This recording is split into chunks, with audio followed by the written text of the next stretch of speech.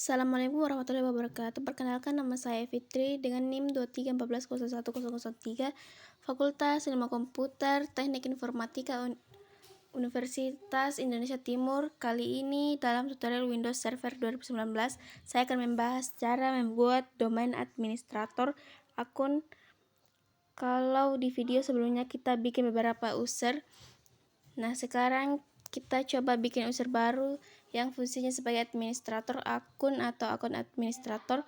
Oke, pada dasarnya di Active Directory pada akun administrator bawaan Windows, contohnya kalau kita buka user di bagian user ini, di bagian Active Directory usernya and komputer, kita masuk bagian user, ada akun namanya administrator.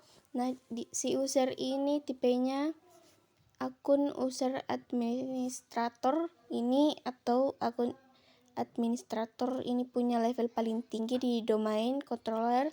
Dia bisa menambahkan user, menghapus user, mengubah user yang sudah pasti fungsinya. Kalau sudah ikuti dari beberapa video sebelumnya, pasti sudah paham administrator tugasnya apa saja. Oke, ada polis di perusahaan. Kalau perusahaan itu yang sangat besar, urusannya sangat besar, ini punya security police, biasanya mereka akan mendisable akun administrator ini. Kenapa? Yang namanya akun administrator bawaan ini selalu jadi sasaran hacker, selalu jadi sasaran orang-orang yang suka menerobos sistem atau ingin menebus sistem yang diserang. Itu pasti akun asli, misal bawaan.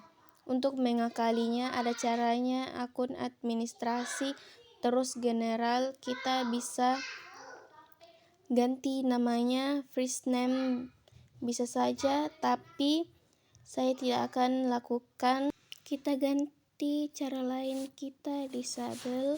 Kalau disable ya sudah disable, tidak bisa dipakai login, sehingga kita harus pakai akun lain untuk login Windows ini atau memanage sistem administrasi untuk memanage Windows ini.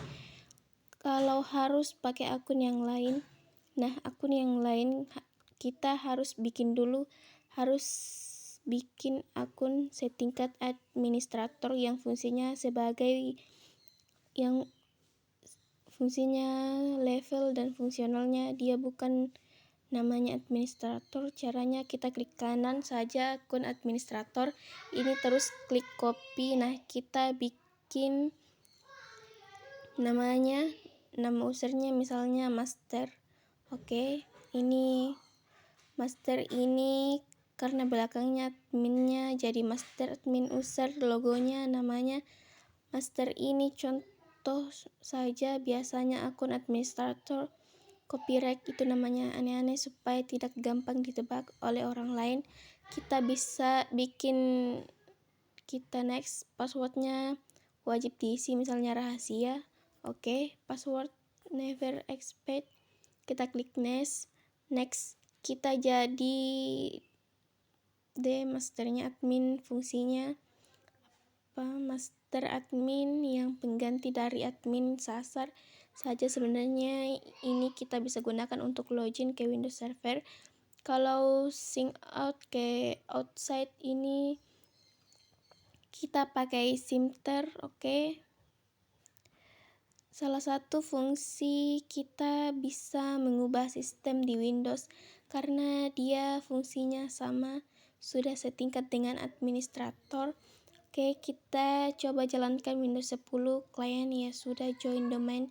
Kita tunggu sebentar. Oke, kita login. Nah, kita bisa login dengan akun administrator itu sini atau username seperti user biasa, cuman levelnya lebih tinggi. Coba dari si master. Oke, login. Kita cek coba nama tadi servernya. Oke, si master di display, ya sudah menang master passwordnya, kita siap untuk login sebagai master admin. Oke, karena ini baru pertama kali dipakai login, biasanya ada kata-kata sambutan. Oke, siap, berhasil login. Kita bebas untuk ngapinnya saja. Kita bisa lihat view the advanced system setting.